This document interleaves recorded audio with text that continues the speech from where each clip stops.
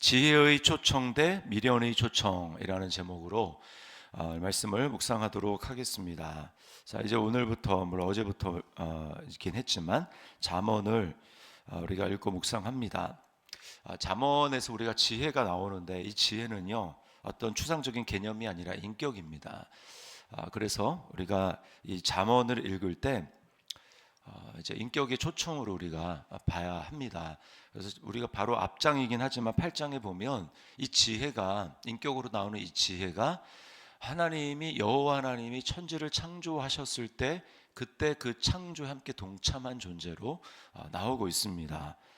그리고 우리가 알듯이 이 지혜는 그리스도에게서 인격이신 그리스도에게 성취가 되죠. 그래서 고린도전서 1장 30절 말씀에 보면 예수는 하나님으로부터 나와서 우리에게 지혜와 의로움과 거룩함과 구원함이 되셨으니, 예수님이 하나님으로부터 나와서 우리에게 지혜가 되셨다라고 말씀합니다. 골로새서 2장 3절도 그 안에는, 그는 그리스도입니다, 그 안에는 지혜와 지식의 모든 보화가 감추어져 있느니라, 이렇게 말씀을 하고 있어요. 그래서 우리가 오늘 이 지혜의 초청을 들을 때 어떻게 들어야 되냐, 그리스도께서, 지혜이신 그리스도께서 우리에게 말씀하시는 것으로 들어야 합니다. 자, 그런데 지혜 1절부터 6절이 이제 지혜의 초청이라면 13절부터 18절은 미련의 초청입니다. 똑같이 다 여인으로 이렇게 등장을 해요.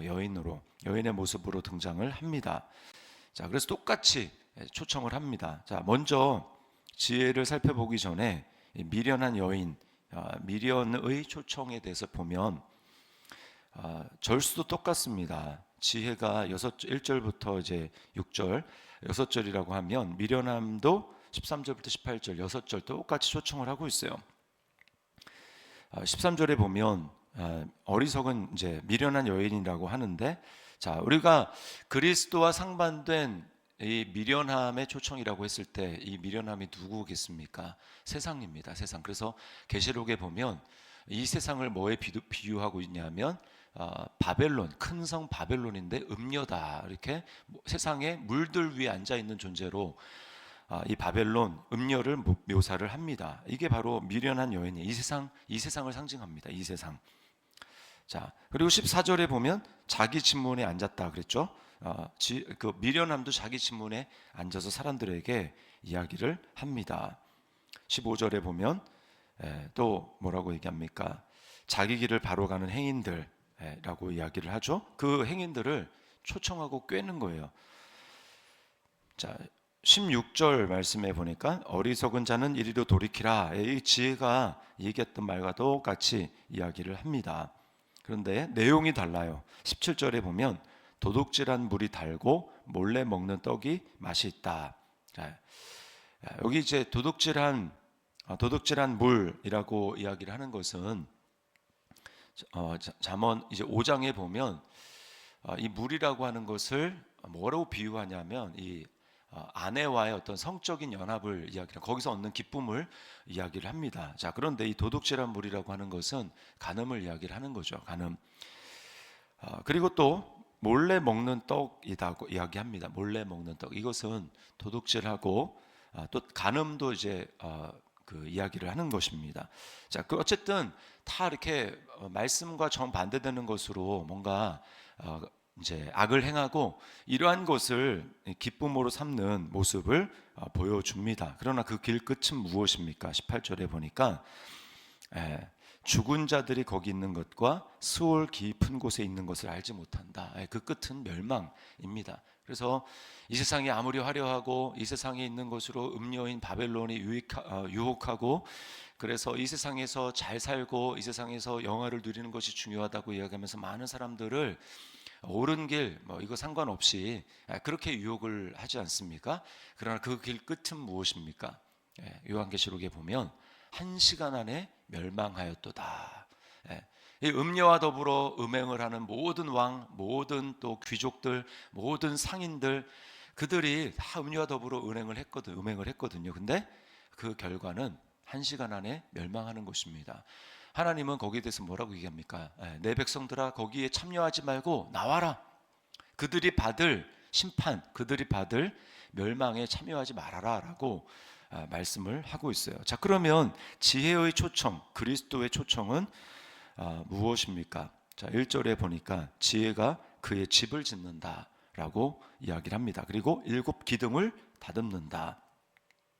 그리스도가 짓는 집은 뭘까요? 이것은 교회입니다. 교회. 그리고 7 기둥이라고 얘기를 하는데 디모데전서 3장 15절에 보면 교회를 진리의 기둥과 터다 이렇게 이야기를 합니다. 그러니까 그리스도가 짓는 이 집은 교회를 얘기합니다. 진리의 터, 기둥, 교회. 그래서 계시록에 보면 교회를 7 교회, 7 촛대라고 이야기를 하고 있습니다. 그리고 그 집의 터는 바로 누굽니까? 그리스도입니다. 예수 그리스도가 그 집에, 지혜의 집에 모퉁이 돌 터가 됩니다. 자, 그 지혜가 그리스도가요 잔치를 베풀고 사람들을 초청합니다. 2절에 보니까 짐승을 잡고 포도주를 혼합하여 상을 갖추고, 또 3절에 자기 여종을 보내어 성중 높은 곳에서 불러 이르기를, 4절 어리석은 자는 이리로 돌이키라. 또 지혜 없는 자에게 이르기를 너는 와서 내 식물을 먹으며 내 혼합한 포도주를 마시고, 이렇게 초청을 합니다. 지혜 없는 자가 지혜를 얻기 위해서 어떻게 해야 됩니까? 그리스도에게로 가야 됩니다. 그 교회로, 진리의 기둥과 터인 교회로 가야 합니다. 그리고 거기서 뭘 먹습니까? 예수 그리스도께서 베풀어 주신 그 잔치, 그 음식과 음료를 마셔야 됩니다. 여러분, 이 음식과 음료는 뭡니까? 바로 예수 그리스도를 상징하는 거죠. 예수님이 오병이어의 기적을 광야에서 베푼 다음에 사실 그게 새로운 만나를 상징하는 거죠. 광야에서 이스라엘 백성들이 40년 동안 먹었던 그 만나, 그게 이제 예수 그리스도로 바뀐 겁니다. 그래서 예수님이 뭐라고 말씀하십니까?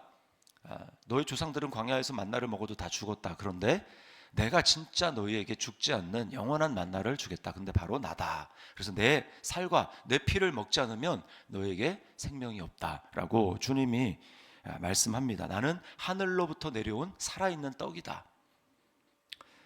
날마다 예수 그리스도의 지금 우리는 잔치에 참여하고 있는 거예요. 이 땅에서 성령으로 말미암아 하늘에서 마지막에 예수 그리스도와 함께 어린 양의 혼인 잔치에 참여할 그것을 지금 이 땅에서 예수 그리스도의 영이신 성령으로 말미암아 우리는 이 땅에서 누리고 참여합니다. 그래서 그것의 그 증거가 무엇입니까? 성령으로 말미암아 우리가 평안과 기쁨을 누리는 거죠. 하나님 나라를 누리는 것입니다. 이것이 바로 주님이 우리에게 하시는 초청이에요. 자, 6절에 보니까 그렇게 하기 위해서 날마다 우리가 해야 될 것이 있습니다. 6절에 보니까 어리석음을 버리고 생명을 얻으라, 명철의 길을 행하라 라고 이야기를 합니다. 이것은 날마다 회개할 것을 우리에게 촉구하는 것이죠. 회개. 자, 지혜를 받아들이는 자와 받아들이지 못하는 자가 딱 둘로 나뉘어지는데요. 그것이 7절부터 9절에 나오고 있습니다. 자, 7절에 보니까 거만한 자가 나옵니다. 거만한 자. 거만한 자는 어떻습니까? 거만한 자, 악인은 책망을 해봐야, 징계를 해봐야 아무 소용이 없다라고 이야기를 해요. 8절에 보니까 오히려 그렇게 할 때 너를 미워할까 두렵다, 이렇게 이야기를 합니다. 들어먹지를 않는다라는 거죠. 예수님도 이 말씀을 산상수훈에서 하신 적이 있습니다. 뭐라고 말씀하셨냐면 거룩한 것을, 또 진주를 개나 돼지에게 주지 말아라. 오히려 돌이켜서 너를 상할까 염려함이라, 이렇게 말씀을 하고 있어요. 누가 주님이 이렇게 우리에게 하시는 이 권면을 들을 수 있는가? 이 거만한 자는 다른 말로 교만한 자잖아요. 겸손한 자입니다. 겸손한 자. 겸손한 자. 그래서 성경에 내면에 면면이 흐르는 가치는 원리는 뭐냐면 하나님이 교만한 자를 물리치시고 겸손한 자에게 은혜를 베푸신다라고 하는 것입니다. 우리는 본성 자체가 교만한 사람입니다. 그래서요, 내가 제일인 줄 알고 그래서 말씀을 듣지를 않습니다. 예수님을 받아들이지 않습니다. 그러나 하나님께서 우리를 불쌍히 여겨주셔서 우리가 어느 한순간에 고난을 당하게 하십니다. 고난을 겪게 하십니다. 그래서 내 지혜가 통하지 않게 하는 걸 경험하게 하시죠. 그때 우리가 비로소 깨닫는 게 뭡니까?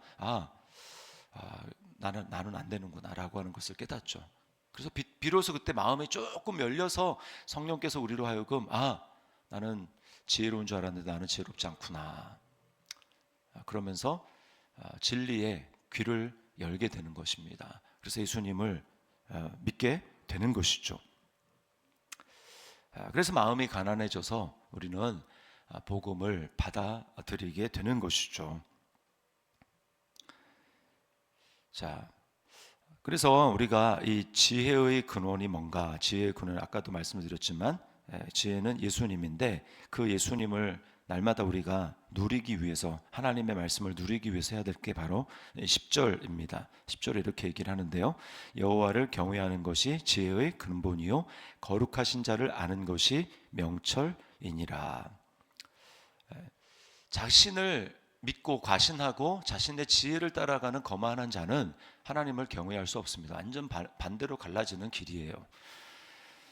그런데 겸손한 자는 하나님을 경외합니다. 하나님을 경외하고, 그래서 하나님을 역사상 가장 경외했던 분이 누굽니까? 예수님이죠. 근데 예수님은 자신을 뭐라고 얘기합니까? 나는 마음이 온유하고 겸손하다. 온유하고 겸손한 사람이라고 하는 것은 자기를 자신을 있는 그대로 보는 사람입니다. 나는 하나님이 없이는 살 수 없고, 하나님이 있어야 나는 살 수 있고, 하나님이 계셔야 내 삶은 의미가 있고, 그분이 내 삶의 중심이다. 나는 그분의 말을 따르는 것을 난 유일한 기쁨으로 여기고, 그것을 유일한 지혜로 여기며, 그것을 내 삶의 유일한 목적으로 삼는다라고 이야기를 하는 거죠. 예수님은 한순간도 그러지 않으셨던 적이 없습니다. 하나님을 경외하는 거죠. 근데 우리는 누구의 영을 받았습니까? 그 예수 그리스도의 영을 받았어요. 그래서 성경에 여호와를 경외하는 영이라고 이야기를 합니다. 예수님은 여호와를 경외하는 영으로 충만하셨던 분이에요. 그래서 날마다 하나님을 경외하고 하나님을 사랑하고 하나님을 높이고 하나님 아버지로부터 듣기를 원하고 하나님 아버지를 보기를 원하고 그렇게 사셨습니다. 이게 진짜 지혜 있는 사람이죠. 여기 오늘 어리석은 자라고 하는데요. 그걸 영어로 보면 simple이라고 했어요. simple. 그러니까 굉장히 단순한 사람입니다. 왜냐하면 진리의 사람은 하나님의 진리의 말씀을 가지고 이 세상에 있는 것들을 분별하면서 무엇이 옳은가 그른가, 히브리서 말씀에 보면 어린아이는 진리의 말씀 딱딱한 것을 먹지 못하는 젖을 먹는 사람이라고 얘기했죠. 근데 장성한 사람은 어떻습니까? 진리의 말씀으로 선악을 분별하면서 그 말씀을 따라서 행하는 사람이라고 얘기를 했습니다. 그래서 사실은 어리석은 자는 되게 심플한데, 왜 심플하냐면 하나님 말씀을 모르고 영적인 세계를 모르기 때문에 눈에 세상에 보이는 것이 전부입니다. 세상에 보이는 대로 행하는 거죠. 그러니까 매우 사실은 어리석은 심플한 삶을 살아가는 거죠. 그러나 하나님을 경외하는 사람들은 어떻습니까? 진리의 눈을 열어서 이 세상을 물론 보지만 그 세상 너머의 존재, 그리고 이 세상 너머의 영적인 세계를 바라보면서 우리가 살아가는 거죠. 이것이 바로 하나님을 경외하는 사람의 모습이라는 것입니다. 그래서 우리는 날마다 이 어리석은 길을 돌이켜야 됩니다. 이 세상만 바라보는 이 삶에서 날마다 돌이켜서 그걸 버려야 돼요. 그래서 6절에 아까도 얘기했지만 어리석음을 버리고 생명을 얻으라. 생명을 얻기 위해서 반드시 먼저 전제해야 될 것은 어리석음을 버리는 것입니다. 회개는 내가 옛사람의 옷을 벗어 버리고 그리고 그리스도로 옷 입는 거예요. 계속해서 내 옛사람의 사고방식, 가치를 계속해서 버리고 그리고 그리스도의 옷을 입는 것입니다. 그래서 주님은 이렇게 말씀하셨어요. 누가복음 9장 23절에 아무든지 나를 따라오려거든 자기를 부인하고, 자기 부인이 먼저입니다. 내가 이전에 살아갔던 방식은 옳지 않습니다. 그것은 예수님과 함께가 아니라 나 혼자 내 힘으로 내 지혜로만 살아가던 삶이었습니다. 오늘 내가 그 길을 버립니다. 거기서 돌아섭니다. 매일 이렇게 고백하는 거죠. 그리고 어떻게 합니까? 날마다 자기 십자가를 지고 주님을 따라가는 것입니다. 그렇게 살아가는 삶의 유익은 무엇일까요? 자, 11절 말씀에 나 지혜로 말미암아 네 날이 많아질 것이요 내 생명의 해가 내게 더하리라. 하나님이 이것은 바로 영생의 삶을 이야기를 하는 것입니다. 내 날이 길어진다. 영원한 삶, 영생의 삶을 우리가 이 땅에서 누리는 거죠. 그리고 실제로도 예수님을 믿고 살아가면 더 오래 살 수밖에 없습니다. 왜 그렇습니까? 이 세상의 모든 만병의 근원은 스트레스입니다. 염려입니다. 불안입니다. 걱정이죠. 다 이 마음으로부터 오는 거예요. 예.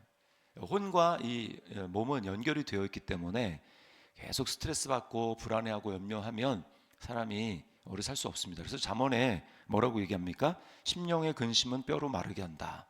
예, 그러나 마음의 즐거움은 양약이다. 이렇게 얘기를 하죠. 그리스도인의 삶은 성령으로 말미암아 어려운 일이 있어도 날마다 마음의 평안을 누리는 것입니다. 기쁨을 누리는 것입니다. 항상 기뻐하라, 범사에 감사하라. 그렇게 살면 오래 살 수밖에 없습니다. 그래서 우리는 날마다 평안을 누리는 삶이죠. 이 세상에 지금도 두 가지가 계속해서 우리에게 메시지를 던집니다. 미련함의 길도 우리에게 계속해서 메시지를 던지고 세상이, 그리고 성령께서도 우리에게 끊임없이 말씀합니다. 이 두 가지 길 중에서 날마다 무슨 길을 선택할 것인가? 그것은 전적인 우리의 결정에 달려 있습니다. 예수를 믿어도 그 속에 예수님이 계셔도 실제로 매일에 살아가는 삶은 세상에 목소리에 귀를 기울이고 살아간다면 하나님의 나라, 예수 그리스도의 생명, 영생을 누리며 살아갈 수 없습니다. 그러나 날마다 예수 그리스도에게, 참치이신 예수 그리스도에게 귀를 열고 그분의 초청을 받아서 날마다 어리석음을 버리고 날마다 돌이켜서 그 길을 따라갈 때 우리는 참된 지혜를 누리며 하나님을 경외하는 삶에 진정한 복을 날마다 우리가 누리며 살아가는 것입니다. 그리고 그렇게 누리며 살아가는 사람만 진짜 지혜의 길을 따라가고, 그리고 어리석은 사람에게 또 지혜의 길을 소개해 줄 수 있습니다. 교회의 사명이 그것이죠. 교회의 사명. 그래서 마지막으로 여기 3절에 보면 지혜가 자기 여종을 보내서 메시지를 전한다고 하잖아요. 이게 교회의 사명입니다.